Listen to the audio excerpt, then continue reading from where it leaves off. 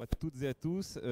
Donc merci de venir à cette conférence sur l'activité de la promotion immobilière et du lot aménagé présentée donc par l'Oiseau. On va d'abord commencer par donc vous présenter qu'est-ce que c'est que l'Oiseau. Donc l'Oiseau, c'est une association qui a été créée en 2009 à l'initiative de l'ancien SNAL et qui a été rejoint en 2011 par la FPI, donc la Fédération des promoteurs immobiliers, et qui est donc une association loi 1901 qui avait donc pour intérêt de partager des données collectées donc par Adéquation, qui est maître d'œuvre sur l'observatoire, donc de collecter des informations de marché. Ces informations ont été évolutives, ont fait l'objet de beaucoup de modifications pour coller au mieux aux besoins des utilisateurs de l'association. Et ça devient également un lieu d'échange informel entre professionnels lors de conférences que nous organisons à plusieurs reprises en fonction des territoires observés. Donc on va le voir après. Donc les membres du bureau, Laurent Mathiolon qui est donc le président qui n'est pas présent aujourd'hui. Donc moi-même Pierre Vital, je suis donc dans le collège Fédération des promoteurs. François Cheminade donc qui est collège Lot à bâtir. Et donc Virginie Sicard qui est au fond de la salle, qui est notre secrétaire générale, qui est le lien avec tous les membres de l'association et les partenaires. Et enfin Xavier Longeoin qui se présentera après, donc Adéquation. Donc pour vous présenter l'association à date, c'est une association qui comprend des aménageurs, des promoteurs, des bailleurs sociaux, des partenaires privilégiés. Donc ça peut être, on peut travailler pour des agglomérations, on peut travailler pour des collectivités territoriales, donc c'est assez large. Et on a également quelques partenaires autres, qui sont des partenaires commercialisateurs, des partenaires techniques. Et tout ça, ça fait 177 membres, donc c'est une grosse association. Et il faut savoir que dans les observatoires qui existent aujourd'hui en France, c'est le plus gros observatoire immobilier de toute la France. Donc quelques projets pour vous montrer qu'on est en dynamique permanente, puisqu'on colle, comme on vous le disait, aux projets et aux demandes qui sont faites par nos adhérents. Donc quelques projets, observatoire des grandes opérations d'aménagement qu'on a mis en place sur Bordeaux Métropole. Donc c'est quelque chose qui aujourd'hui n'existait pas, c'était l'observatoire des ZAC, des anciens PAE, des secteurs aménagés divers, et qui du coup nous permet d'avoir une observation dédiée et de suivre au mieux également des problématiques qui sont propres à ces secteurs-là, tels que les prix maîtrisés, tels que la distribution à l'accession à la propriété. Donc tout ça, ce sont des choses qu'on observe dans ces territoires-là. On vient de développer également un abonnement dédié aux produits gérés, donc résidence étudiante, résidence senior. On est en train de travailler main dans la main avec les constructeurs de maisons individuelles, donc via la fédération, pour essayer de trouver également une reconstitution des prix de vente terrain plus maison. Donc ça, c'est vraiment une alternative au collectif et au lot simplement observé. Donc ça, c'est une mission qui est en cours. Et on travaille également sur, comme aujourd'hui, sur de l'intervention lors de séminaires, lors de réunions professionnelles pour présenter l'association et présenter à la demande des chiffres qu'on a collectés. Et enfin, particularité et nouveauté sur 2018, le bureau est présent pour 3 ans. Donc la fin du bureau s'achève en novembre 2018. Donc il y aura un nouveau bureau qui continuera tout le travail qui a été entrepris sur ces 3 dernières années. Alors je vais passer la main à Xavier qui va vous expliquer un petit peu quels sont les outils développés par l'Oiseau. Alors rapidement, en introduction, pour présenter Adéquation, donc nous sommes la fière maîtrise d'œuvre de l'Oiseau, de l'Observatoire, et nous sommes en charge de collecter, récupérer les informations, de les traiter, de les vérifier et également de les retransmettre et de les retranscrire dans différents documents, différents modes de restitution, et bien sûr de les mettre en perspective dans le cadre de conférences qui sont proposées, il y en a 7 ou 8 dans l'année, sur les différentes agglomérations qui sont observées. Alors, il y a plusieurs débouchés, on va dire, plusieurs utilisations de l'observatoire pour les collectivités. Donc bien sûr l'observatoire, il y a les 170, 175 adhérents avec un certain nombre sont des opérateurs qui ont leur propre utilité, mais également pour les collectivités. Un observatoire comme celui-ci, un observatoire dit associatif, a l'avantage de posséder et de pouvoir distribuer des éléments chiffrés neutres qui sont les constats de l'activité des marchés immobiliers. Alors bien sûr, à l'image des autres adhérents, c'est de pouvoir disposer d'informations, de statistiques au trimestre très précises, comme ça a été annoncé juste avant, très précises sur l'activité de la promotion, l'activité du lot aménagé, l'activité des ventes en bloc, l'évolution des prix, l'évolution des ventes, l'évolution de l'offre. On en verra tout à l'heure une démonstration sur la présentation des chiffres sur la métropole de Bordeaux. Donc ce sont des statistiques qui sont effectivement très précises, notamment dans le cadre de mise en place de PLH, d'observation également des marchés de l'habitat obligatoires dans le cadre des PLH notamment. Donc des bulletins trimestriels qu'on retrouve en formats divers et variés, notamment informatiques. Également, les besoins des collectivités s'orientent assez souvent sur des besoins d'alimentation de l'RSIG, l'alimentation de la base de données immobilière, base de données de l'habitat. L'Oiseau est en capacité de transmettre une partie des informations qu'elle collecte sous les formats dont vous avez besoin pour intégrer vos dispositifs et intégrer vos systèmes d'information. Ça peut être sous forme de base de données, ça peut être sous forme de cartographie. L'intérêt de ces données-là, c'est qu'elles sont dynamiques, elles sont mises à jour tous les 3 mois et surtout disponibles très rapidement. C'est-à-dire que vous avez les informations un mois maximum après la fin du trimestre. Donc notamment en termes de prise de décision, c'est extrêmement important. Sur la base de ces statistiques qui sont récupérées directement auprès des opérateurs, tout à fait la possibilité, c'est le cas notamment pour la métropole de Bordeaux, de réaliser des bilans communaux de la promotion immobilière, des bilans donc pour chacune des communes intégrant la collectivité, un bilan des ventes, un bilan des livraisons, parce que c'est souvent ça qui est intéressant. À quel moment sur mon territoire j'aurai des logements qui vont arriver. Et on rentre dans un niveau de détail assez précis puisque nous avons les informations à la typologie. Donc ça permet d'assez facilement estimer le type de population qui vont arriver dans ces logements-là et notamment d'anticiper probablement des besoins scolaires sur des zones d'aménagement par exemple. Bien sûr, les statistiques, c'est une chose, ça apporte pas mal d'éléments d'aide à la décision. Ce qui est aussi important, c'est l'accompagnement, c'est aussi les explications de ces statistiques. Donc l'Oiseau organise chaque année une série de conférences sur les territoires qui sont observés et qui présentent les chiffres du lot aménagé, les chiffres de la promotion immobilière, mais également qui organisent des tables rondes, des sujets thématiques autour de ces chiffres. Notamment, je vous montrerai tout à l'heure dans ce qui a été fait sur Bordeaux pour introduire les débats qui ont eu lieu à l'issue de la présentation des informations sur les parcours résidentiels. En exploitant les données de l'Oiseau, mais des informations sur les parcours résidentiels et notamment, on le verra tout à l'heure, les difficultés ou pas qu'ont un certain nombre de ménages à trouver un logement neuf sur la métropole. Bien sûr, ça a été dit juste avant, l'avantage d'avoir ces informations très précises au logement par logement, je le précise, on sait tout sur le logement, évidemment sa typologie, sa surface, pour une partie d'entre eux la surface des pièces, est-ce que c'est un propriétaire occupant, est-ce que c'est un investisseur qui a acheté le logement, à quel moment, son rythme de vente, etc. etc. Ça permet d'avoir des informations géolocalisées et donc d'identifier ce qui se passe sur les secteurs aménagés de type ZAC par exemple.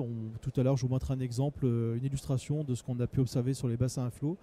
Ça permet notamment dans pas mal de cas d'aller au-delà des idées préconçues qu'il peut y avoir sur ces territoires et surtout de savoir quel est l'état d'avancement d'une zone aménagée, d'un grand projet et également des informations sur sa population. Je vous en montrerai un exemple. Et enfin, dernière possibilité qui peut être donnée par l'Oiseau en termes d'accompagnement, c'est un peu le cas aujourd'hui, des participations, des tables rondes où l'Oiseau va vous apporter des éléments chiffrés sur une activité, sur un territoire. C'était le cas récemment sur Pau, où l'Oiseau est intervenu dans le cadre du PLH, avec 2 jours de conférence sur le PLH, et l'Oiseau a présenté les chiffres et quelques éléments qui permettaient d'abonder les initiatives et puis les réflexions qui ont eu lieu à ce moment-là. Voilà, donc la possibilité d'apporter aux collectivités énormément d'informations, d'outils d'aide à la décision, mais également des accompagnements un peu plus stratégiques, notamment dans le cadre de PLH ou de la mise en place de PLU.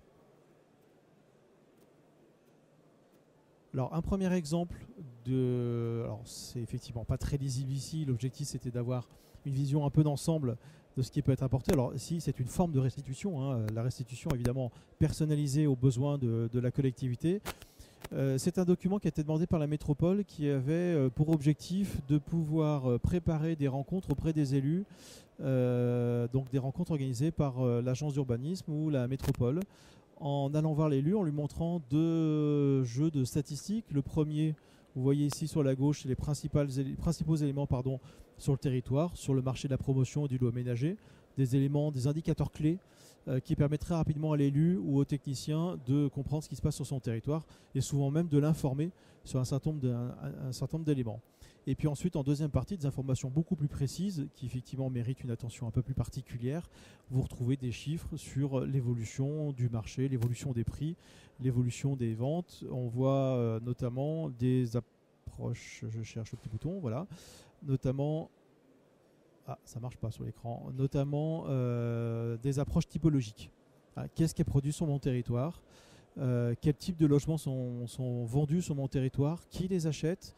Et est-ce que ces logements se vendent bien? Notamment avec souvent des questions des élus qui souhaitent des grands logements, par exemple. Bon, on peut montrer par ces statistiques si effectivement ces grands logements se vendent bien, se vendent moyennement bien ou ont des difficultés. Et pourquoi?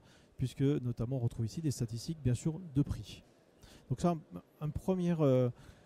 c'est une première ressource documentaire pour la collectivité, déjà ce qui se passe au sein des communes sur les marchés de la promotion et du lot aménagé. Bon, évidemment des éléments qu'on peut agrémenter d'autres statistiques. Nous a été demandé sur d'autres observatoires d'ajouter des éléments sur la production de logement social, sur la production de résidences aidées par exemple, pour avoir une vision globale du territoire. Et notamment, on le fait sur Nantes. Les élus disposent d'un outil comme ça assez précieux où ils ont effectivement sur une ou deux pages tout ce qui se passe sur le territoire en termes de construction. Voilà, aussi bien sur du diffus que sur du logement social. Donc c'est des informations qu'on va récupérer par partenariat auprès notamment des bailleurs sociaux.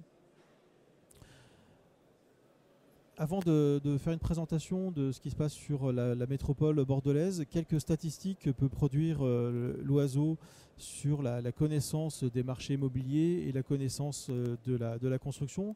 Bon, là c'est un exemple, je l'ai mis celui de la Nouvelle-Aquitaine, ça montre ici en accompagnement toujours de statistiques sur la promotion, c'est en accompagnement des débats qui permet d'avoir des éléments de cadrage. Ici vous voyez tout simplement une statistique qui est assez courante, notamment dans les agences d'urbanisme, c'est la production de logements neufs pour 1000 habitants, tout logement confondu. De la petite maison, logement collectif, etc. Bon, ce qu'on voit ici, c'est quand même la dynamique que vous voyez complètement à gauche sur le littoral. Plus c'est vert, plus la production de logements neufs pour 1000 habitants est importante, donc plus l'intensité de la construction est importante. Plus c'est rouge, c'est exactement l'inverse.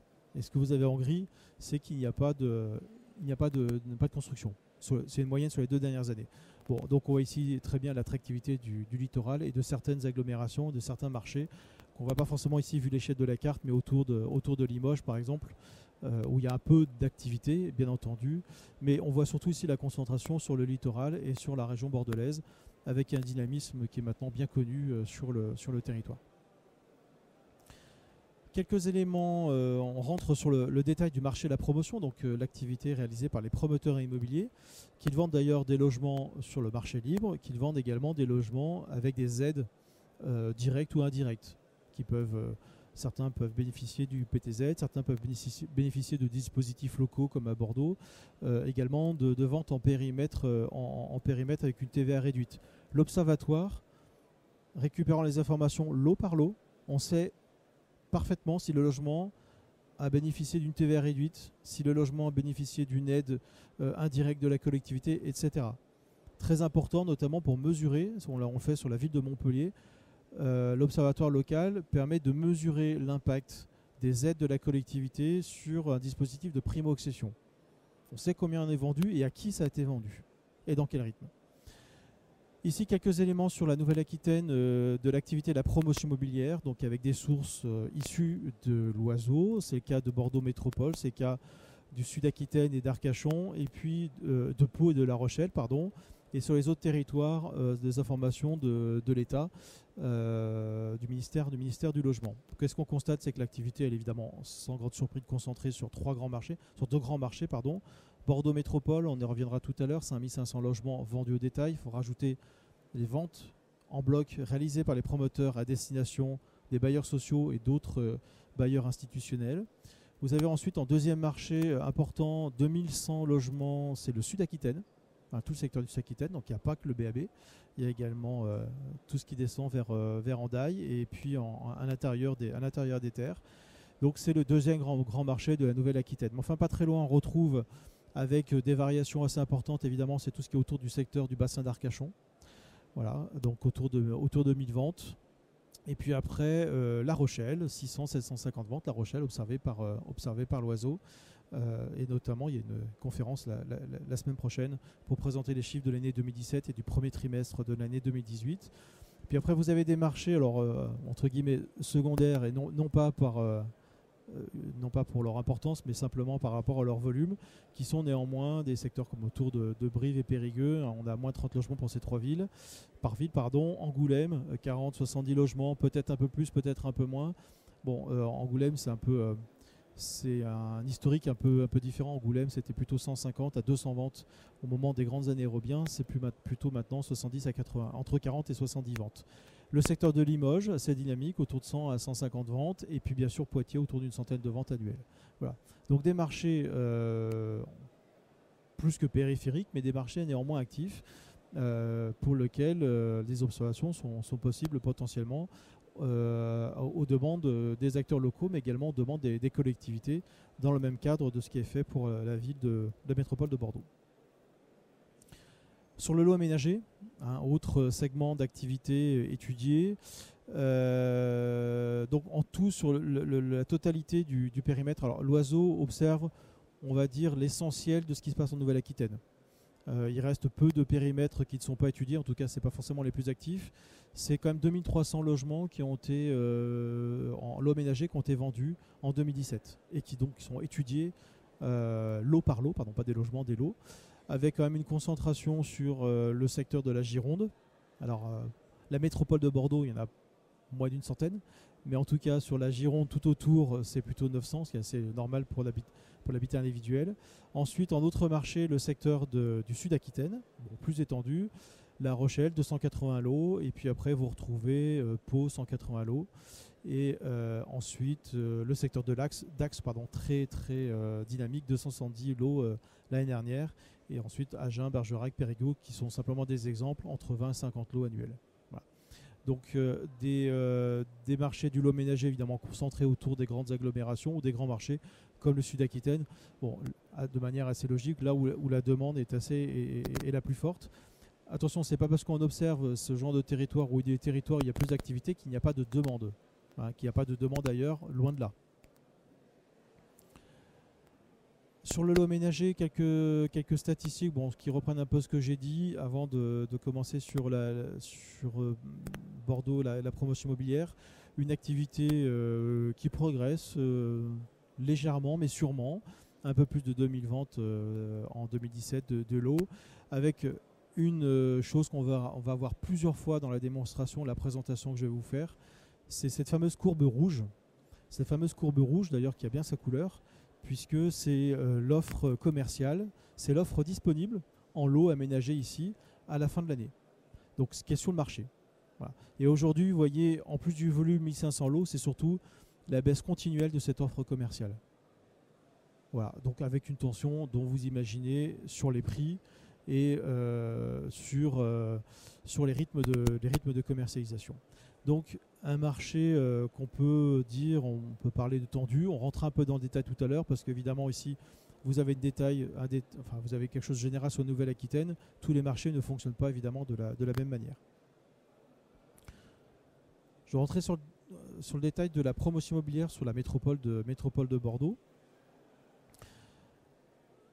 Alors, voilà le territoire qui est étudié aujourd'hui par l'Oiseau. Donc des territoires qui ont été étendus. La Bordeaux Métropole, c'est une chose. Le bassin d'Arcachon depuis un certain nombre d'années. Depuis un an, l'extension de l'observation s'est réalisée un peu dans tous les secteurs. Peut-être moins côté est, où on tombe dans les vignes, mais plus en direction du littoral. Donc la communauté d'agglomération du Libournais, à la demande de la collectivité du Libournais, est observée aujourd'hui.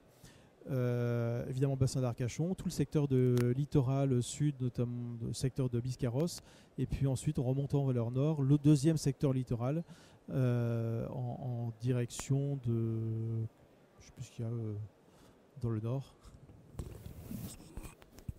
On suit le littoral jusqu'à la pointe, jusqu'à Carcan, je pense. Oui. Tout ce qui est, On ne remonte pas complètement en haut pour l'instant. Ouais, pas encore. Voilà. Donc un vaste territoire qui va bien au-delà du Scott. Voilà. Ça veut dire que l'observation de l'oiseau ne s'arrête pas uniquement au périmètre administratif. Ça tombe bien parce que les ménages qui achètent ne s'arrêtent pas uniquement à ces découpages administratifs. Première chose qui est importante pour le métier de la promotion, c'est le zonage du dispositif de défiscalisation, aujourd'hui le Pinel, sur le territoire de la métropole. Donc vous voyez ici en violet, l'essentiel, la quasi-totalité on va dire, se situe en zone B1. Donc zone B1 permettant, encore jusqu'en 2020, de bénéficier du dispositif Pinel qui a été reconduit en fin d'année dernière.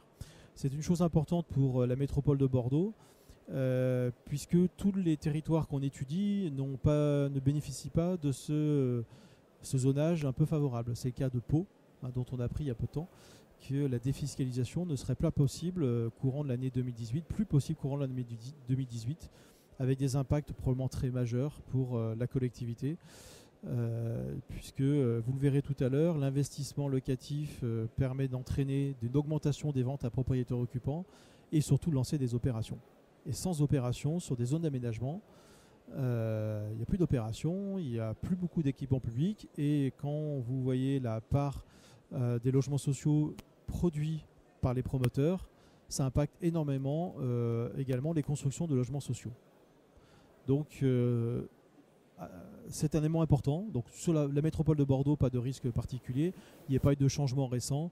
Bon, on voit très clairement quand même ici, je ne parlerai pas forcément tout à l'heure dans le détail du bassin d'Arcachon, mais vous voyez sur le bassin d'Arcachon, toutes les zones sont en B1, sauf les zones nord, sur lesquelles vous retrouvez quasiment plus d'investissement locatif ou très peu d'investissement locatif. Et surtout, quand on fait un peu plus historique, avec l'abandon de la défiscalisation et l'arrivée du Pinel, l'abandon de la défiscalisation sur les zones C, il y a tout un secteur du bassin d'Arcachon qui ne voit plus aucune opération aujourd'hui. Voilà. C'est les secteurs notamment autour de Mios et puis de Belin-Belier où il y a eu des opérations avec notamment une offre locative, mais pas que, à 50% locative et 50% pour des primo-accédants. C'est une activité qui a complètement disparu. Alors, avant de rentrer sur les chiffres, qui sont un élément important aujourd'hui, c'est bon, ici une petite illustration de ce qui peut être fait dans le cadre de l'observatoire, les analyses qui sont apportées dans le cadre d'un observatoire.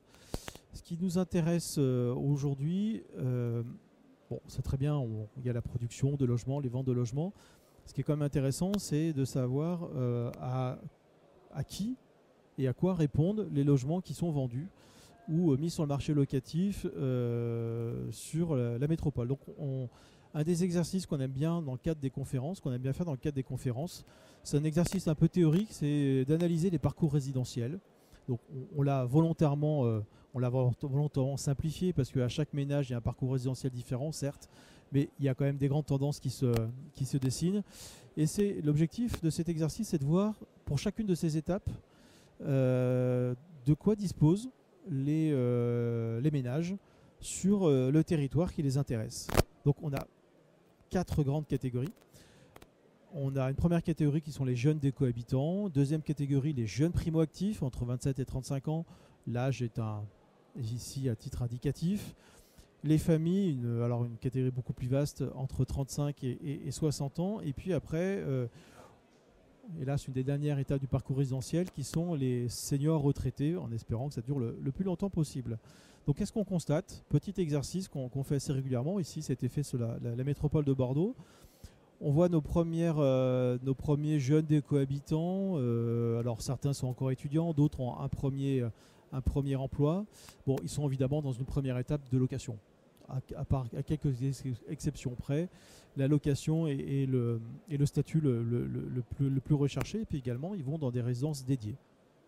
Résidences étudiants et de plus en plus des résidences thématiques, notamment pour des jeunes actifs ou du co-living, aujourd'hui ces dispositifs qui se mettent en place. Bon, ils cherchent essentiellement des studios, essentiellement des petits T2 et leur budget moyen, hein, c'est des statistiques de l'État qui nous donnent ça, de l'INSEE. Ils ont un budget hors APL qui tourne autour de 380 euros. Voilà, bon. Ça colle à peu près, on va dire, ça colle à peu près pour des T1, des T2. Et pourquoi sur l'agglomération de Bordeaux, il y a 25% de logements étudiants privés qui se sont développés ces dernières années. Voilà, donc c'est quand même un effort important. Le plafond Pinel, donc le plafond Pinel qui s'impose aux investisseurs en termes de loyer, aujourd'hui sur la métropole, c'est 380 euros pour un type 1. Ça correspond à peu près au budget moyen de cette catégorie. Théoriquement, pour ce genre de ménage, pas trop de difficultés sur Bordeaux pour se loger. Le seul problème, c'est qu'il n'y en a pas assez. 175 studios vendus aux investisseurs en 2017, c'est très très faible par rapport aux besoins. J'ai lu un article il y a peu de temps de difficulté des étudiants de se loger sur Bordeaux pour trouver des studios. Je ne sais plus, il y avait 6 mois d'attente, je ne sais plus exactement les chiffres, mais des grosses difficultés, des graves difficultés. Donc ça veut dire d'aller dans l'ancien par exemple et souvent très éloigné pour trouver un logement. Donc ici on n'est pas trop sur un problème de loyer, on est vraiment ici sur un problème de volume. Deuxième étape du parcours résidentiel, les jeunes actifs, qui peuvent être pour certains des jeunes familles. La plupart du temps, ils sont en location dans cette première étape, mais certains ont une première démarche de primo-accession. Primo-accession, ils recherchent aussi bien d'ailleurs de l'ancien que du neuf, peu importe, dans du collectif la plupart du temps. Bon, le produit phare, c'est le type 3. Donc, des grands types 2, des types 3, c'est en général le premier logement qui est recherché. Ils peuvent avoir une première démarche, souvent primo-accession dans l'individuel, hein, en 3 à 4 pièces, mais également en locatif, y compris pour l'individuel. Leur budget moyen, eux, en location, c'est entre 600 et 650. On a encore ici, pour les jeunes primo-actifs, encore pas mal de statuts de célibataires, mais on commence ici souvent à avoir un double revenu. Mais on est en début de parcours résidentiel, 600-650 euros. Sur un emprunt sur 20 à 25 ans, sur les taux moyens aujourd'hui, ça vous permet d'avoir un budget d'accession qui ne dépasse pas 180 000 euros. 180 000 euros, ils sont souvent le budget moyen qu'on retrouve dans les grandes métropoles, en tout cas le plus répandu, et souvent le premier budget d'accession. Qu'est-ce qu'ils ont aujourd'hui sur la métropole? Bon, pour du locatif, ça passe encore à peu près, T2 type 3, 520, 670 euros. Donc le plafond aujourd'hui, B1 sur l'agglomération, permet de répondre en tout cas la majorité de ces ménages-là. C'est une bonne chose. Pour de la maison, théoriquement, on va dire, ça peut coller. On n'est pas très loin. À partir de 120 000 euros, le problème, c'est l'offre. Sur la métropole, on verra tout à l'heure, peu d'offres. Pour du type 2 à l'accession, ça passe. Pour du petit 3, ça sera vraiment beaucoup plus compliqué parce que 240 000 euros, ça fait quand même par rapport au budget moyen de 180 000 euros, 60 000 euros plus.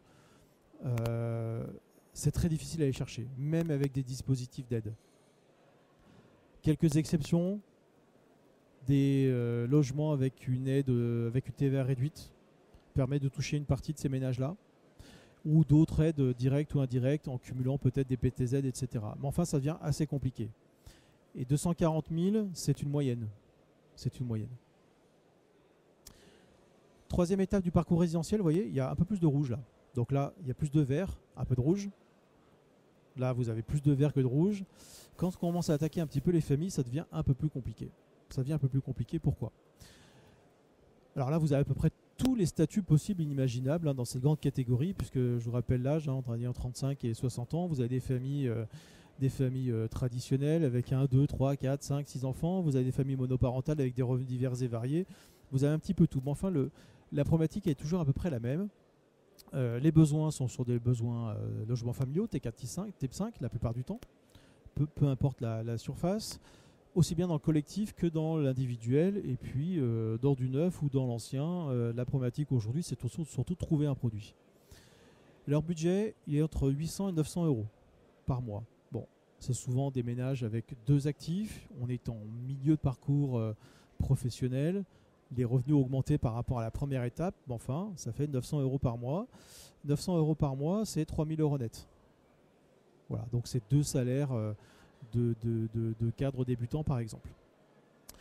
Le budget, 250 à 350 000 euros, ce qui est déjà un budget assez conséquent, 350 000 euros. Là, vous imaginez dans les parcours qu'on vous présente ici, je suis resté sur les hypothèses des ménages intermédiaires, c'est-à-dire sur les revenus qui représentent 50% de la population entre les revenus les plus bas, les 30% de les ménages qui ont les revenus les plus faibles, qui pour eux, c'est très compliqué quand même de partir en démarche d'accession, même de partir en démarche de locative sur le logement libre. Et on a écarté ici les revenus des 20% des ménages les plus aisés. Donc là, on a ce qu'on appelle les catégories dites intermédiaires. Et ces catégories intermédiaires, ces familles intermédiaires, bon, il y a un avantage à l'échelle type 4, type 5, il y a plus de 500 logements type 4 à l'offre sur la métropole. Donc il y a de l'offre. C'est une chose. Bon, vous voyez une croix rouge en dessous. Le problème, c'est que le T4-9, il coûte 320 000 euros.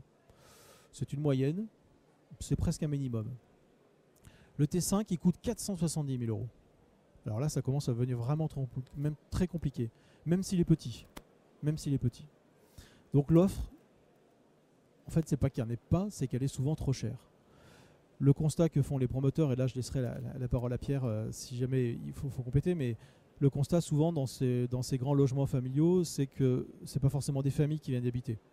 On est plutôt sur des seniors, ou en tout cas ce ne sont pas des familles avec des jeunes enfants. Ce que peuvent souvent attendre les collectivités, c'est d'accueillir des jeunes enfants, leur trouver une solution pour les garder dans le centre-ville. La vraie vie, en tout cas ce qu'on observe le plus souvent, pas uniquement sur Bordeaux mais ailleurs, c'est quand il y a des enfants, ils sont souvent collégiens voire lycéens, et en plus ils ne vont même pas dans l'école du secteur. Voilà. Donc je ne sais pas si c'est un constat. Alors juste un petit mot là-dessus, c'est vrai que c'est souvent un logement qui est mal appréhendé par les promoteurs, et que dans la peur de porter ces logements-là, parce que c'est des logements, vous le verrez après, qui sont en rythme de commercialisation assez long, on aime les positionner dans les meilleurs emplacements, les meilleures expositions. Souvent c'est des villas sur le toit. Donc c'est des logements qui sont en général très qualitatifs, et donc du coup on n'a pas l'effet de prix au mètre carré qui pourrait être réduit, et donc on se retrouve plutôt avec des logements chers au mètre carré, et parfois les plus chers au mètre carré de la résidence. Donc on n'est pas sur une recherche d'une économie de projet pour trouver des logements très accessibles, mais on est plutôt pour valoriser au mieux les produits, et donc ils sont plutôt à destination, comme le disait Xavier, sur du secondo accédant, sur du senior qui va vouloir s'acheter une résidence simple à vivre avec un ascenseur, avec une terrasse, et donc justement partir de la maison qui va être très grande et donc avoir avec un gros apport pour aller plutôt vers un produit simple à vivre. Sur l'habitat individuel, s'il y avait de l'offre, ça serait merveilleux, mais le constat, c'est qu'il n'y en a pas, sauf en dehors de la métropole. Et là, vous constatez, vous avez des explications, des phénomènes notamment pour une partie des familles, d'aller habiter loin, au-delà de la métropole, alors il peut y avoir des raisons de volonté de se mettre au vert, mais souvent des raisons de budget, très clairement. Sur du locatif, c'est assez théorique, effectivement, les loyers Pinel, 820, 1000 euros pour un type 5, potentiellement c'est possible, là on a un problème d'offre. La plupart de ces logements sont vendus à des propriétaires occupants, même si on voit qu'il y a 25% d'investisseurs dans ces grands logements, mais c'est très largement insuffisant aujourd'hui pour répondre à la demande. Juste sur ces grands logements vendus aux investisseurs, on voit aussi une typologie d'investisseurs sur ces produits-là, qui sont des gens qui ont une visibilité de récupérer le logement à terme pour eux.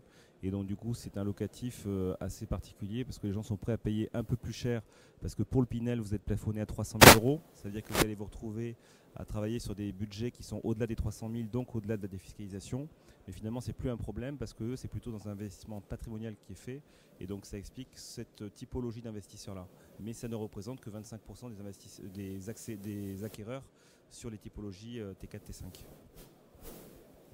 Enfin, dernière étape, ou quatrième étape, il peut y en avoir d'autres évidemment, du parcours résidentiel, les seniors retraités, toujours ici, nos hypothèses sur les ménages aux revenus intermédiaires, bien entendu. Des démarches plutôt qui peuvent être en accession, mais également en location, c'est très fréquent, sur des logements, contrairement à ce qu'on peut dire, non pas des studios, des types 2, mais la plupart du temps, ils recherchent un logement quand même suffisamment spacieux pour y vivre. T3, T4 également, des premières démarches en résidence dédiée, quel que soit par ailleurs le concept. Les budgets, vous les retrouvez, les budgets moyens, 600 à 700 locatifs, alors 300 à 350 000 euros, souvent c'est accompagné de la revente d'un bien. D'accord ? Donc il faut se méfier un tout petit peu de ce chiffre-là, ça peut être supérieur, ça peut être inférieur, mais ça vous donne à peu près une moyenne. Pour eux, a priori, sur le cœur d'agglomération bordelaise, pas de souci particulier, il y a de l'offre pour ces produits-là, aussi bien en accession qu'à location. Le plafond Pinel en location correspond à leur retraite. On a néanmoins une difficulté de place, une difficulté de volume sur les résidences dédiées aujourd'hui. Intra-boulevard, c'est moins de résidences, moins de 15 résidences sur Bordeaux Métropole. Voilà. Et en plus, c'est cher. Voilà. Il y a un vrai rattrapage probablement sur Bordeaux Métropole. J'ai vu des articles sur ces résidences dédiées en cœur d'agglomération. Pourquoi ces chiffres?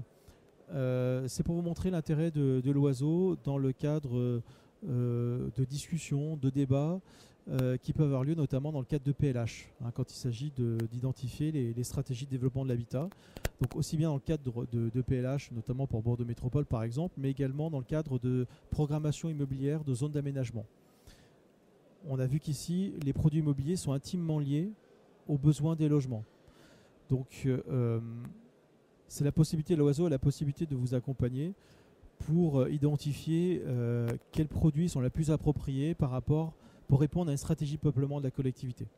Voilà. Et on voit bien qu'ici, la notion de produit est importante, mais la notion de budget et la notion de revenu, évidemment, est totalement incontournable. On va rentrer dans les chiffres de Bordeaux Métropole sur l'activité de la promotion immobilière en 2017. Vous voyez évidemment l'évolution. Première chose qu'il faut remarquer sur ce chiffre-là, c'est l'évolution. Depuis 2 ans, Bordeaux a dépassé la barre des 5500 logements vendus au détail, donc vendus à des particuliers, donc chaque année. Et rejoint comme ça notamment des grandes villes, les chiffres de grandes villes qui sont Nantes et qui sont Lyon tout particulièrement. Donc c'est quand même, il faut le noter, puisque c'est quand même important et c'est assez cohérent au regard du développement de la métropole aujourd'hui, ce qu'on peut constater. Donc ça c'est la première chose. Les opérateurs de la promotion, ce ne sont pas uniquement des ventes auprès de particuliers, ce sont également des ventes en bloc. Donc vous voyez ici en violet les volumes, donc 740 en 2017, plutôt 1200 en 2016. Donc ici ce sont des logements qui ont été vendus, qui ont été construits par les promoteurs et qui ont été vendus à des bailleurs sociaux principalement, à des bailleurs institutionnels comme les CENI par exemple, pour les mettre sur le marché locatif.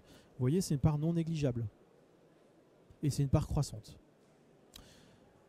Des ventes également en résidence-service. Alors résidence-service ici, il y a un petit peu tout. Il y a aussi bien les logements vendus en résidence-service pour étudiants que les résidences affaires, résidences de loisirs sur le territoire. Donc ça fait 640 logements. Donc la véritable activité en fait de la promotion immobilière en 2017, c'est pas loin de 7000 logements. 6900 logements en 2017. Tout à l'heure, je vous ai parlé de la courbe rouge de l'offre commerciale sur les lots aménagés. Je vous disais qu'on allait revenir plusieurs fois dessus, puisque ici, c'est l'offre commerciale en fin d'année des métiers de la promotion immobilière, de la promotion immobilière. En 2017, il y a 2340 logements, fin 2017, qui étaient disponibles sur le marché de la promotion sur Bordeaux Métropole. Alors 2340 logements, l'immense majorité de ces logements-là ne sont pas encore construits. Beaucoup sont sur plan, beaucoup sont encore en chantier. Il y en a vraiment une toute petite minorité, c'est moins de 10%, qui sont immédiatement disponibles. 2340 logements, on regarde des volumes de vente en 2017, ça représente 5 mois de stock. 5 mois de stock, on compare par rapport aux autres de l'agglomération, c'est un niveau extrêmement faible, c'est un niveau de tension très très élevé. La moyenne, c'est entre 9, pour un marché équilibré, entre 9 et 12 mois de stock pour que le marché soit équilibré, permettant d'éviter trop de tension, notamment sur les prix. Donc un niveau extrêmement faible, 5 mois de stock. Pour vous donner un exemple, à Lyon, on est à 9 ou à 10. Voilà. 5, je n'ai pas d'équivalent sur les grandes métropoles en France à ce niveau-là. Donc ce qui est important de voir effectivement, c'est que ça fait 2 années que la tension est forte. Ça passe évidemment par, on le verra un petit peu après, mais ça passe aussi par un manque de production sur certains territoires et donc du coup on recentre l'activité sur les territoires tendus de Bordeaux Métropole et donc ça génère nécessairement à l'achat une hausse des prix parce qu'on est sur un effet, donc un marché d'offres et de demande qui est très tendu, une demande qui est très soutenue et une offre qui s'amenuise puisque du coup la production et la mise en vente n'arrivent pas à suivre. Alors une des illustrations de la tension qu'on constate. Ah. Je perds mon matériel. Voilà. C'est effectivement la tension sur les prix. Donc ici, on a essayé de mettre en perspective 2 informations. Une première information, la courbe rouge, c'est le nombre de mois de stock théorique. C'est ce que je vous ai indiqué jusqu'avant. Donc aujourd'hui, on est effectivement à 5 mois de stock théorique, donc une tension vraiment du marché. Et la courbe verte, c'est l'évolution du prix moyen au mètre carré. Prix moyen au mètre carré des logements collectifs hors stationnement. C'est relativement clair. Et vous voyez quand la courbe de l'offre commerciale est très élevée, enfin très élevée, je relativise, 11 mois de stock, on va dire que c'est de l'équilibre. Les prix, les prix ont tendance à se maintenir et à se stabiliser. Et sur Bordeaux, c'est très très clair. Quand le phénomène d'offre commence à se réduire, c'est-à-dire qu'on arrive dans une situation de pénurie, vous voyez ici la tension sur les prix qui est très claire depuis 3 ans. Alors, ce n'est pas le seul phénomène explicatif de l'évolution des prix, bien entendu, mais c'est un des éléments importants de cette variable. Il y a d'autres éléments qui peuvent expliquer. L'activité peut changer d'endroit. C'est-à-dire que ce qui a été aussi le cas sur Bordeaux Métropole, c'est que l'activité a un peu tendance à se concentrer sur le centre-ville et l'ouest de la métropole qui sont plus chers que le secteur est. Mais il y a vraiment d'autres phénomènes qui sont importants, peut-être notamment les coûts de construction. Il y a aussi, donc on le verra aussi un tout petit peu plus tard, mais c'est intéressant de le dire, c'est qu'une des façons de tenir les prix, c'est aussi de travailler sur l'offre d'accession maîtrisée. L'accession maîtrisée, elle est souvent perçue et élaborée sur les secteurs aménagés, donc tout ce qui va être ZAC, tout ce qui va être Atlantique, et une pénurie de production dans les secteurs aménagés, du coup, ne fait pas apparaître cette offre très accessible qui, du coup, touche de suite son public. Et donc là, on est vraiment sur plutôt une production en secteur diffus, donc dans des secteurs de pavillonnaires, de secteurs de tension.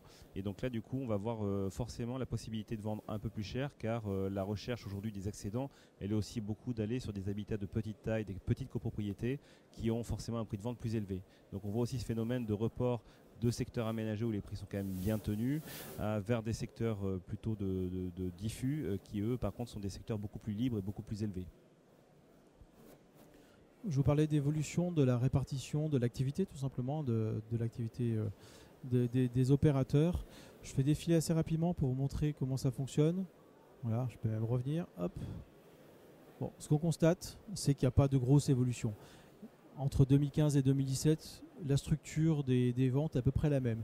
J'aurais pu remonter beaucoup plus loin, j'aurais pu remonter dans les années 2010, où on avait notamment le gros déploiement de la rive droite, donc qui est moins cher, traditionnellement moins cher que la moyenne de la métropole, ce qui est un des phénomènes explicatifs d'un certain maintien des prix. Depuis 2014, 2015, 2016, ce phénomène est beaucoup moins évident. On est sur quelque chose de beaucoup plus stable aujourd'hui. Alors quand on essaie de voir les secteurs sur lesquels il y a plus de tension, alors c'est un peu difficile comme exercice parce que 5 mois de stock, la tension est partout. Quand on a 5 mois de stock, c'est que, on va dire, tout se vend assez rapidement et à peu près partout. Ce qu'on constate ici, c'est qu'il n'y a pas de déséquilibre majeur d'un territoire à un autre, puisque vous voyez que la répartition des ventes est à peu près la même d'un côté de l'autre, d'un côté des ventes, d'un côté de l'offre. Il n'y a pas de grosse différence. Bon, avec évidemment, vous retrouvez ici Mérignac qui représente un secteur extrêmement dynamique, ce qui n'est pas vraiment étonnant au regard de sa surface. Voilà, pas de gros déséquilibre aujourd'hui sur le marché. Tout à l'heure, je vous parlais du dispositif Pinel, je vous parlais des ventes à propriétaire occupant, je vous parlais des ventes en investissement locatif. Mais si vous avez les statistiques, ce sont des statistiques qui sont très très importantes pour comprendre le fonctionnement d'un territoire. Et tout à l'heure, on parlait, avant cette conférence, on parlait de certaines villes qui avaient perdu la possibilité de vendre auprès d'investisseurs, ou en tout cas de leur permettre d'avoir le dispositif Pinel. Ben, on va voir ici l'illustration, l'impact que ça peut avoir. Vous voyez que sur Bordeaux, sur la métropole de Bordeaux, c'est à peu près 59% des ventes en 2017 qui ont été faites auprès d'investisseurs. Donc, tout ça, ce sont des produits, des logements, quand ils seront livrés d'ici 1 an, 2 ans, qui seront mis sur le marché locatif. On a vu tout à l'heure les besoins sur le marché locatif. 59%. Premier élément. Bon, même si en volume, il y a une petite baisse par rapport à l'année dernière de 17%, la proportion a un peu baissé. On est sur une proportion, on va dire, équilibrée. Je vous montrerai tout à l'heure des chiffres. 60-40, on est à peu près dans la proportion qu'on observe dans les grandes villes en moyenne. Ce qui est surtout important de noter, c'est ce que vous voyez ici en vert. En 2017, 2246 exactement, 1753 en 2016. Ce sont les logements qui ont été vendus auprès de propriétaires occupants, donc des gens qui achètent leur logement pour y habiter. Ce qu'on voit, c'est que malgré l'augmentation des prix, malgré le succès du dispositif Pinel, c'est que ce volume est en nette augmentation, 30%, 28% exactement. On est sur des niveaux qui sont très très supérieurs à ce qu'on a pu observer les autres années. Alors ce n'est pas un phénomène qui est unique à Bordeaux, on voit ça sur toutes les métropoles. Ici, l'investissement locatif permet notamment, est favorable en tout cas au développement des ventes en accession. Alors ça peut paraître un peu bizarre, notamment quand on voit l'évolution des prix, qui est finalement autant de gens qui achètent pour eux. Alors il y a plein d'éléments qui rentrent en compte, hein. Le coût de l'argent est aujourd'hui extrêmement faible, c'est un des éléments importants. Mais aussi, c'est que si ça se vend, c'est que ça correspond à des besoins. Donc on se pose de temps en temps la question sur Bordeaux, est-ce qu'on est sur des volumes extrêmement élevés, des volumes qui sont au-delà des besoins?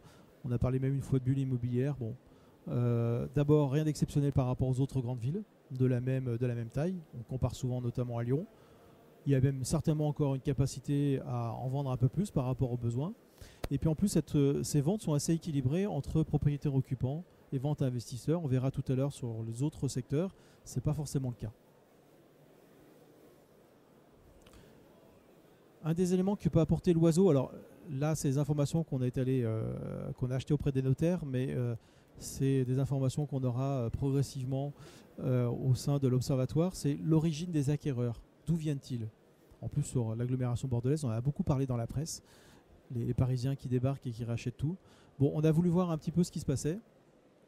Il faut savoir que 40% des acquéreurs d'appartements neufs habitent en Gironde. Hein, c'est alors évidemment un peu moins en proportion que ceux qui achètent dans l'ancien.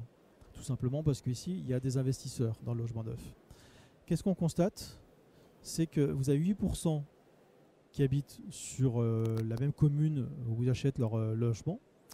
Il a 16% Bordeaux Métropole, mais ce qui est intéressant, c'est voir l'Île-de-France. Dans le neuf, c'est 22% des acquéreurs. Voilà.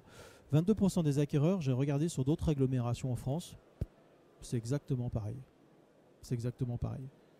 Donc dans le neuf, dans l'ancien, je sais que la proportion est un petit peu plus importante, mais dans le neuf, en tout cas, on est sur 22% d'acquéreurs en Île-de-France, c'est la normale. Dans les grandes villes, je compare les grandes villes, les grandes métropoles, qui sont Marseille, qui sont Lyon, et qui sont Nantes et Toulouse, par exemple. Et vous avez 1% d'étrangers qui s'installent, qui achètent un logement neuf sur l'agglomération de Bordeaux chaque année. Donc on est sur une clientèle principalement locale, ou en tout cas extra-locale, ou dans la région. Tout à l'heure, Pierre parlait des ventes aidées, notamment de la part des collectivités. C'est quelque chose qu'on peut évidemment suivre pour l'Oiseau, ce qui permet à certaines collectivités d'ailleurs de s'informer beaucoup plus facilement qu'en sollicitant quelquefois leurs services. Ici, vous avez la décomposition des ventes en faisant apparaître, on l'a vu tout à l'heure, les investisseurs et les propriétaires occupants, mais également tous les logements qui ont été vendus dans le cadre d'un dispositif d'aide. Alors ça peut être via une TVA réduite, ça peut être via un dispositif un peu particulier ou local. Sur la métropole, c'est 590 ventes chaque année. 620 l'année dernière, c'était en progression. On va dire que ça reste stable depuis 2 ans. Voilà. On est sur une proportion qui est assez comparable à celle des grandes agglomérations. Mais pourquoi notamment on a ce niveau assez important de vente aidée? C'est qu'aussi il y a, alors à l'exception de l'année 2017, une proportion de logements vendus en secteur aménagé, alors que ce soit des ZAC, des PAE ou tout secteur aménagé qui fait l'objet à un moment ou à un autre d'une intention d'aménagement, sur lequel on retrouve plus facilement, quand c'est tenu par les collectivités, des logements aidés. C'est 35% en 2017 sur la métropole de Bordeaux, c'était 44% en 2016. Alors il y avait des très hauts niveaux en 2014, 2015, 2016 notamment, c'est qu'il y avait les bassins à flot qui ont vachement joué et influencé. Et d'ailleurs, vous voyez sur le Bordeaux, les bassins à flot, c'est 71, 75, 71%, jusqu'en 2016, 74% des ventes en secteur aménagé. Une grande partie se retrouvait sur les bassins à flot. Alors là, autant vous dire que sur la métropole de Bordeaux, c'est un niveau très supérieur à ce qu'on observe dans les grandes agglomérations. Même Nantes, qui est quand même le champion de l'aménagement public, ça ne dépasse pas 20 à 25%. Lyon, alors Lyon, c'est quand on arrive à 15-20%, ça tient du miracle. Donc il y a une intervention importante de la collectivité ici qui permet de sortir effectivement, de toute façon vous les connaissez, ces grands secteurs d'aménagement, tout ce qui est hors Atlantique, notamment les bassins à flot. C'est un phénomène voilà, qu'on constate rarement ailleurs. Juste sur la slide précédente, on retrouve en fait ce que je vous disais tout à l'heure, puisqu'on voit bien que la baisse des ventes en secteur aménagé, elle vient en partie du secteur bordelais, puisque du coup on est sur un niveau quand même relativement bas, voire le plus bas constaté depuis 2011. Et c'est effectivement toutes les nouvelles zones, toutes les anciennes zones d'aménagement qui maintenant sont achevées, donc bassin à flot, Ginko qui est en fin d'aménagement, et de nouvelles ZAC qui vont se lancer, Niel, Brazza et tout le secteur de l'Atlantique, qui sont des secteurs du coup bordelais en devenir, et sur lesquels on retrouvera des proportions de logements en accession aidée, et également du coup tout un volume d'offres à la vente important qu'on n'a pas pu constater sur 2017. Tout à l'heure, je vous parlais d'une prestation qui peut être faite par l'Oiseau, qui est l'observation des zones aménagées. Je vous en donnais ici une illustration. Donc ici sur Bordeaux, les territoires les zones aménagées qui sont étudiées. Certaines sont étudiées à l'année, d'autres au trimestre en fonction de leur importance. Quelques statistiques qu'on peut ressortir. Je vais en retenir deux. Tout à l'heure, on parlait des logements. Ici, c'est l'exemple des bassins à flot. On parlait des logements familiaux, T4 et T5. Ici, sur les bassins à flot, les T4, c'est 55% de l'offre. Bon, c'est simplement 18% des ventes. C'est un logement qui a du mal à se vendre. C'est un logement qui a du mal à se vendre, très clairement. Sur les bassins à flot, c'est 62% d'investisseurs. Sur le périmètre tout autour, dans le même quartier, c'est simplement 27%. Bon, 67%, on est à peu près dans la moyenne de ce qu'on observe sur Bordeaux. Et notamment en termes de prix, vous voyez ici, les T4, alors au premier trimestre 2018, un T4, 330 000 €, 372 000 € l'année dernière. Ça correspond à ce qu'on observait tout à l'heure dans les slides sur les parcours résidentiels. Ce sont des produits qui sont chers pour la plupart des gens. Ce qui peut expliquer des phénomènes de départ d'un certain nombre de familles en périphérie. Voilà ce genre de statistiques qu'on peut sortir. On peut en sortir bien sûr tant d'autres, notamment pour bien comprendre qui vient habiter sur le territoire, qui achète sur un territoire, et éventuellement réajuster des politiques de programmation. Je vais parler de prix ici, puisque c'est quand même un élément évidemment important des informations qui peuvent être transmises. Vous voyez ici 3 informations sur cette courbe. En bleu, c'est les prix des logements vendus. Donc ceux qui ont été vendus à l'année, c'est le prix moyen au mètre carré collectif hors stationnement. En rouge, c'est le prix moyen des logements qui restent à la vente. Voilà. Alors, jusqu'à présent, les deux courbes se confondaient à peu près, très bien. Depuis 3 ans, vous voyez que la courbe rouge, donc l'offre, dépasse celle de la courbe bleue. Ça veut clairement dire que, sauf exception l'année prochaine, en tout cas en 2018 et 2019, il est fort probable que les prix continuent d'augmenter. Voilà. Bon, avec une tension, comme on l'a vu, on se trompe, il y a peu de chances de se tromper. Prix moyen aujourd'hui sur la métropole de Bordeaux, c'est 3 910 € du mètre carré, hors stationnement et pour du collectif. Une progression de 230 € du mètre carré en un an. Donc je crois que ça représente une augmentation de 6% de mémoire. Je reviendrai tout à l'heure dessus en comparant ce chiffre surtout avec les autres métropoles. L'avantage de l'observatoire, c'est d'observer lot par lot. Et lot par lot, on connaît évidemment les surfaces, on connaît bien sûr la typologie, on connaît la nature de l'acquéreur. Ça permet de faire des statistiques, notamment de durée de commercialisation. Je rentrais simplement ici dans un élément, dans un chiffre, c'est le T4. Et le T4 est type 5, donc le violet et le bleu. Les durées de commercialisation sont entre 7 et 11 mois. Alors, ça reste très raisonnable, mais par rapport à la moyenne, c'est très au-dessus. Quand vous comparez notamment la tension qu'il peut y avoir sur les types 2, un type 2 en 3 mois est vendu. Un studio en 6 mois est vendu. Voilà. Donc, c'est pour vous donner un peu l'impact aujourd'hui de l'offre commerciale, du contexte de pénurie qu'on peut retrouver sur la métropole. Autre illustration dans ce genre de statistiques, c'est de montrer ce que peut permettre l'accession aidée. Notamment, vous voyez ici sur le fameux type 3, c'est 240 000 € en moyenne C'est une augmentation de 18 000 euros quand même en moyenne l'année dernière, c'est pas neutre. Quand ça sort en accession aidée, c'est autour de 170 000 euros.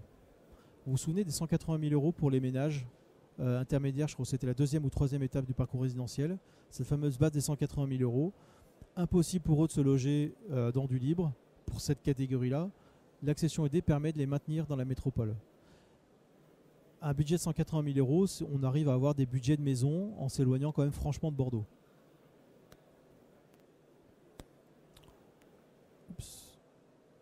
Bon, je vous ai mis ici quelques statistiques rapides sur ce qui se passe en dehors de l'agglomération de Bordeaux. Sur les grands secteurs littoraux, alors on a regroupé le nord et le sud. Il y a à peu près 60 ventes sur un prix moyen de 3004. Le Libournais, il n'y a qu'une seule opération aujourd'hui qui est recensée. Et après, il y a pas mal d'activités autour de l'agglomération bordelaise, autour de 150 ventes sur une valeur autour de 3000 euros du mètre carré. Là, on est sur des marchés qui sont effectivement extrêmement diffus. Je rentrais dans le détail de l'activité des lots aménagés. Donc ici, on parle des terrains à bâtir sur lesquels une maison sera normalement construite. Alors on avait vu qu'en Aquitaine tout à l'heure on avait cette fameuse courbe rouge qui était déjà vers là-bas. On s'aperçoit qu'en Gironde c'est encore plus net. Puisque ça fait 3 ans que les mises en vente sont en dessous des ventes. Et donc fatalement le stock, c'est-à-dire ce qu'il y a en rayon, ce qu'il y a à la vente en Gironde aujourd'hui, ça représente 400 lots sur le lot aménagé. C'est-à-dire qu'il y a potentiellement 400 terrains à bâtir à la vente en Gironde à l'heure où on se parle. Historiquement, on n'avait jamais passé sous les 1000 par les années précédentes. Donc ça fait déjà 3 ans qu'on est allègrement en dessous. Et la tendance est plutôt à continuer de baisser, quoi. Et pourtant l'activité arrive encore temporairement à se maintenir, mais ça va être difficile quand même à observer la même tendance en 2018. Probablement l'activité sera encore inférieure aux 1000 lots vendus. Autre illustration de l'offre commerciale, on reprend ici les statistiques. C'est 5 mois de la durée moyenne pour vendre une opération, c'est 5 mois. Donc on est sur une durée effectivement extrêmement faible. Ce qu'on constate, c'est qu'il y a simplement 19% de l'offre. 19% de l'offre a plus de 3 ans de commercialisation. Ce qui est important, c'est mettre en perspective ce chiffre, d'abord par rapport à ce qu'on avait les 4 ou 5 dernières années, où cette proportion de vente d'offres anciennes était beaucoup plus importante. Ah, bon, ça grésille. Et ce qui est important, c'est de le comparer aussi à des secteurs un peu périphériques. On le voyait notamment sur le sud d'Aquitaine, où les lots les plus anciens sont encore beaucoup plus nombreux. Et on ne va pas forcément le voir dans la présentation, on voit que grosso modo tout ce qui est autour de Bordeaux Métropole se vend très très vite. Dès qu'on s'éloigne, les durées de commercialisation sont beaucoup plus lentes et l'écart est en train de se creuser. Statistique importante, c'est la taille de la parcelle et le prix de la parcelle. 2012-2017, en vert, vous avez le prix de l'histogramme, c'est le prix de la parcelle. En Gironde, c'est un peu moins de 100 000 euros en moyenne. Un peu moins de 100 000 euros pour une surface moyenne de 710 mètres carrés. Alors on verra tout à l'heure, évidemment, il y a des gros écarts. 710 euros est une moyenne. Alors ce qui peut paraître un peu bizarre, c'est que le prix moyen de la parcelle baisse, mais la surface augmente. Ça peut paraître un peu bizarre. Ça faisait déjà quelques mois qu'on le supputait, on va dire. On voit que de 2012, 2013, 2014, 2015, 2016, les surfaces moyennes des terrains n'ont pas cessé de diminuer. On avait atteint 670 mètres carrés globalement en moyenne en Gironde, ce qui encore, on a de la marge par rapport à d'autres départements, mais c'était déjà un bel effort. On partait quasiment de 900 ou de 1000 dans les années 2008, on va dire. Et là, on reprend à nouveau 30 ou 40 mètres carrés en moyenne par terrain.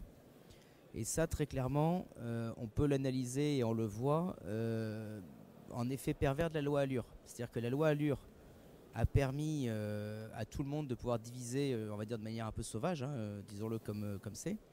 Et c'est vrai que la parade qui a été trouvée par les élus, par les services urbanisme et par les bureaux d'études de PLU, c'est de faire des modifications simplifiées ou lourdes, mais qui changeaient les règlements et qui permettaient de faire des retraits sur les côtés des constructions, qui interdisaient le mitoyen Et c'est vrai que là où on faisait des parcelles organisées, non pas en division parcellaire n'importe comment, mais dans des permis d'aménager ou dans des ZAC, on arrivait à faire des surfaces moyennes de 400, 450. Aujourd'hui, on est remonté à 500, 550, 600. Et ça, c'est une vraie problématique puisque on se rend compte que on est plus grand et finalement pas plus cher, on est même moins cher parce qu'on s'éloigne également. C'est-à-dire qu'il y a un phénomène, où c'est pas produit au bon endroit, et 2, on fait du trop grand, trop loin, et finalement c'est pas tellement attractif, quoi. Ça c'est vraiment très très criant quand on voit le stock, ou on va dire l'offre à la vente à l'heure actuelle. En Gironde, où est-ce que se situe l'activité? Vous voyez ici à gauche la part des ventes par secteur, donc une répartition, alors évidemment relativement peu sur Bordeaux Métropole, c'est tout juste à 5 à 10% des ventes, et principalement on retrouve cette activité autour de Bordeaux Métropole. Ce que vous constatez ici, c'est que l'offre, deuxième carte, est fortement concentrée sur le périmètre du Médoc bleu, donc au nord du littoral. Bon, là, on a, contrairement à ce qu'on a pu voir pour la promotion tout à l'heure, ici, on a un véritable déséquilibre, c'est-à-dire qu'une offre un peu plus importante sur un secteur qui, a priori, qui n'est pas forcément le plus recherché et le plus demandé. Ça ne veut pas dire qu'il n'y a pas de demande, mais on a un véritable déséquilibre sur ce territoire-là. Donc, tous les autres secteurs sont sous tension ou en secteur d'équilibre. Ce n'est pas du tout le cas pour le Médoc bleu, qui est surtout une situation avec une offre, on va dire, largement suffisante, ou suffisante en tout cas par rapport aux besoins.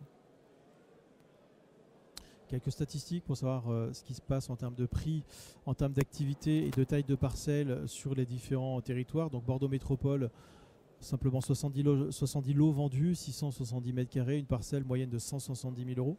Donc il faut rajouter dessus après le budget de la maison quand même, pour vous donner une idée.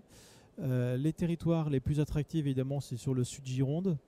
C'est pas forcément là qu'il y a plus d'activité, mais c'est un prix moyen autour de 60 000 euros.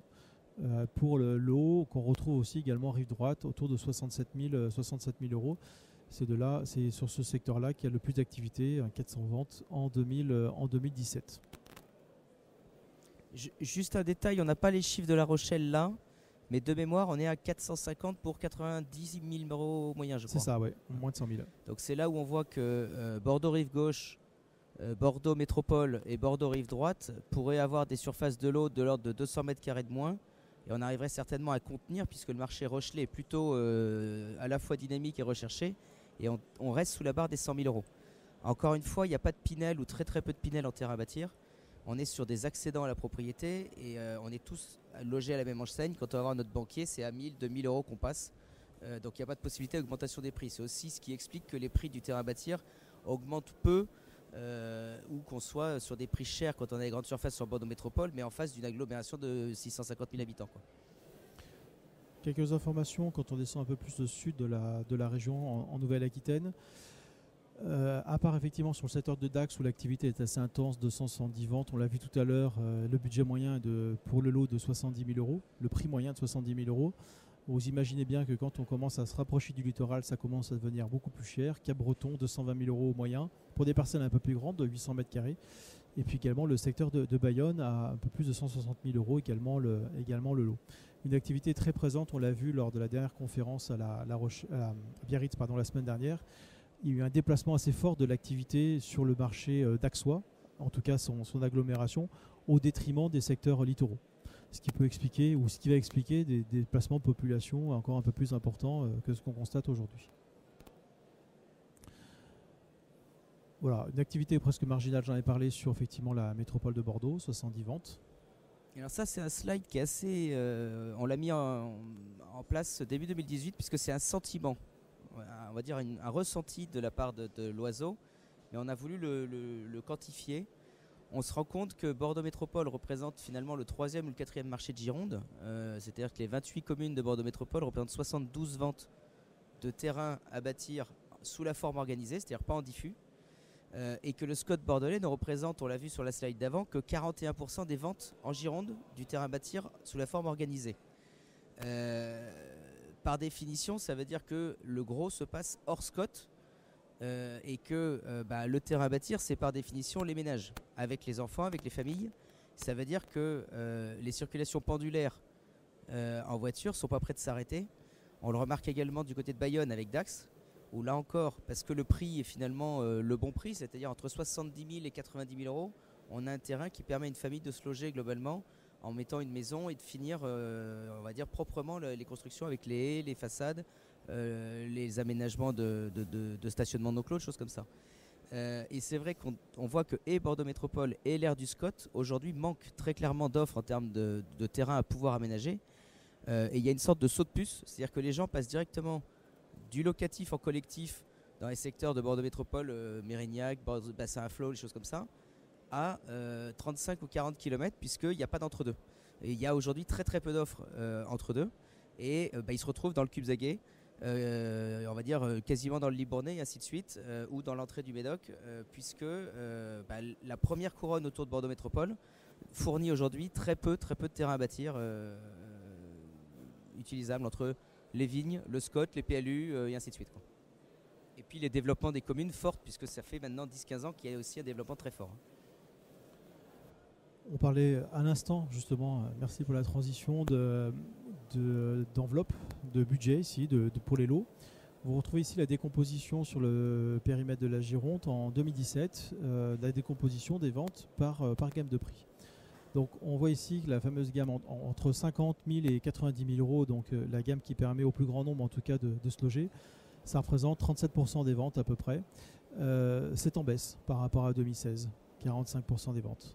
Bon, c'est un phénomène qu'on voit à peu près partout dans les grandes métropoles, mais enfin là il est clairement visible, avec néanmoins le développement d'une gamme à moins de 50 000 euros, 12%. Donc ici, vous doutez bien que ce n'est pas dans le cœur de la métropole, c'est quand ce sont des opérations qu'on trouve évidemment très éloignées. Dans le cas d'une conférence, on a pu montrer un moment évidemment le lien extrêmement étroit entre l'adresse, entre l'éloignement du centre-ville de la métropole et puis le prix, avec à quelques kilomètres près des chutes assez importantes de prix, qui peut expliquer effectivement les phénomènes de report des populations. Dernier indicateur sur le lot ménager, la surface, on en a parlé aussi, la surface du lot. La ventilation de la surface, 38% des lots qui sont vendus font entre 400 et 600 mètres carrés. C'est en stabilité depuis 2016, en progression depuis 2015. 30% entre 600 et 800 mètres carrés. De 800 à 1000 mètres carrés, c'est 16%. Puis après, on doit être entre 12 et 15% sur des tailles de parcelles supérieures à 1000 mètres carrés. Chose importante, c'est finalement la relative faiblesse par rapport à d'autres agglomérations des parcelles de moins de 400 mètres carrés. Parcelles de moins de 400 mètres carrés qu'on trouve beaucoup en Languedoc-Roussillon, qu'on retrouve, alors pour le coup, relativement peu en région toulousaine, mais qu'on retrouve beaucoup notamment en région lyonnaise. Alors, il y a beaucoup moins d'activités de l'eau ménagère en région lyonnaise, mais quand il y en a, on trouve beaucoup plus de parcelles, beaucoup plus petites, de 400 mètres carrés, voire nettement moins, qui ont l'avantage, ces parcelles-là, souvent en plus d'être bien placées, d'offrir des gammes de prix qui restent inférieures à 90 000 euros et d'accueillir notamment ces fameuses familles aux revenus intermédiaires. Je vous ai parlé, et là c'est pour terminer la présentation, comparaison, l'avantage d'un observatoire, ça permet de savoir ce qui se passe sur son territoire, c'est une chose, mais on a toujours besoin d'avoir un repère. Comment ça se passe chez les amis? Alors ici, quelques statistiques sur les principales grandes agglomérations françaises, en tout cas un certain nombre d'entre elles. Bon alors, vous voyez évidemment l'Île-de-France. Ce qui est intéressant, c'est ce qui se passe sur Bordeaux Métropole et Sud-Aquitaine. Envers les ventes, 5530 sur la métropole, 59% d'investisseurs et une activité qui était à peu près stable par rapport à l'année dernière. Qu'est-ce qu'on constate sur les métropoles à peu près comparables? Métropole de Lyon, vous voyez, 6600 ventes, à 1000 ventes près, c'est à peu près comme à Lyon sur Bordeaux. Donc autant les ventes sur Lyon sont à peu près stables depuis de nombreuses années, autant sur Bordeaux, elles sont en progression. Lyon, ville très raisonnable, 51% d'investisseurs, on va dire c'est à peu près la même chose que sur Bordeaux. Donc deux villes qui sont maintenant assez comparables, même s'il y a eu un petit tassement des ventes l'année dernière. On compare souvent Bordeaux avec Nantes et Toulouse, qui sont pas trop loin. Nantes, c'est un peu moins en termes de volume, c'est 4100 logements vendus au détail en 2017, une petite baisse, mais c'est surtout 70% d'investisseurs. Donc l'équilibre, il n'est plus le même. On se dit 70% d'investisseurs, c'est pas mal. On va faire un petit tour du côté de Toulouse. 76% d'investisseurs. presque 8 logements sur 10 dans le neuf sont vendus à des investisseurs. Bon, je vous rassure, ils sont tous loués, hein. Aussi bien sur Nantes que sur Toulouse que sur Lyon. Il y a même des phénomènes d'augmentation encore de loyers. Donc s'ils sont loués, c'est qu'il y a un besoin. Mais l'équilibre est un peu différent. 76% des ventes de ventes investisseurs sur Toulouse. Et petit champion aussi, la défiscalisation. Montpellier, 70%. C'est monté jusqu'à 80-90%. Voilà. Donc finalement, Bordeaux, en termes d'investissement locatif, est parfaitement raisonnable et parfaitement équilibré. Se compare en cela à Lyon, qui depuis une dizaine d'années, on retrouve à peu près ces mêmes chiffres. Il n'y a pas beaucoup d'évolution. En termes de prix, c'est un tout petit peu différent en termes de prix. Une augmentation à 3 910 € du mètre carré hors stationnement pour du collectif, c'est 6% d'augmentation sur la métropole de Bordeaux en un an. On peut comparer aux statistiques qui sont régulièrement publiées alors dans la presse sur logement ancien, plus 15%, plus 12%, sur Bordeaux, pas sur Bordeaux. Le neuf, comparé à cela, reste très raisonnable, 6%. On va le comparer par rapport à Lyon, toujours, qui est en grande stabilité, mais enfin sur un prix un peu supérieur, 4 230 € du mètre carré. Lyon, pour vous tenir informé, c'est en zone A en défiscalisation. Enfin, Lyon et Villeurbanne, 2 villes simplement. Bordeaux est en B1. 4 230 € du mètre carré à Lyon, donc en légère augmentation. Les amis, les voisines, Nantes, plus 5% d'augmentation, pas très loin de Bordeaux. On parle tout le temps de Bordeaux, mais enfin regardez Nantes, 5%, c'est quand même pas mal en un an. À un prix à peu près comparable, un petit peu moins cher. Et Toulouse, beaucoup plus abordable, 3 570 € du mètre carré, à comparer donc aux 3 900 € de Bordeaux. Cet écart, en fait, il était dans l'autre sens il y a encore 5 ou 6 ans.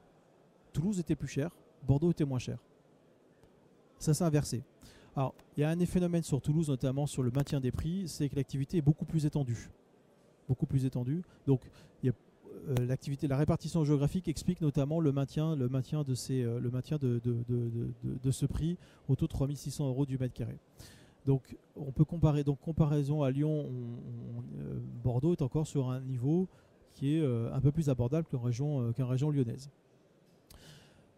Alors évidemment, petite précision sur l'Île-de-France, 4 760 € du mètre carré moyen, c'est une moyenne sur les 33 000 ventes en Île-de-France. Donc vous imaginez bien les écarts qu'il peut y avoir entre du 18 000 ou 20 000 € dans du centre-ville et du 3 500 quand on est en deuxième, en grande couronne de l'agglomération parisienne. Enfin, dernier indicateur qui peut être produit, là on parle de Bordeaux Métropole, c'est une chose, mais l'Oiseau n'étudie pas que Bordeaux Métropole, étudie Pau, étudie ce qui se passe à La Rochelle, étudie ce qui se passe en Sud-Aquitaine. Ce qui est intéressant, c'est de comparer les statistiques sur des villes qui sont comparables. Et là, notamment, c'est un élément qu'on a présenté à Pau la semaine dernière. Sur Pau, il y a 273 logements qui sont vendus en promotion immobilière. C'est bien, c'est en légère baisse. Mais enfin, quand on regarde le ratio de promotion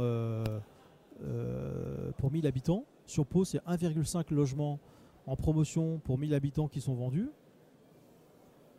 Bon, c'est bien, c'est pas bien. Quand je vois ce qui se passe à Angers, c'est 3,2. Ce qui se passe à Caen, c'est 5,6. Ce qui se passe à Brest, c'est 1,9.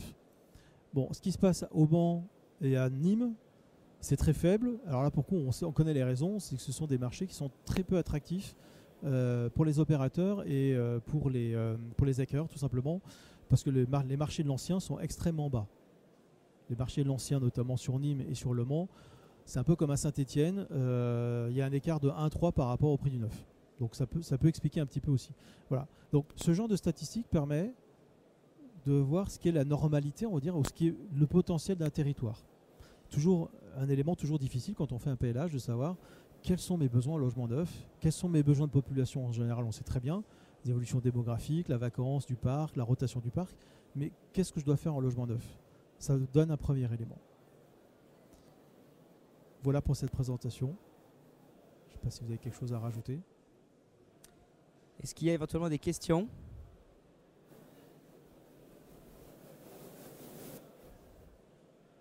Oui, monsieur.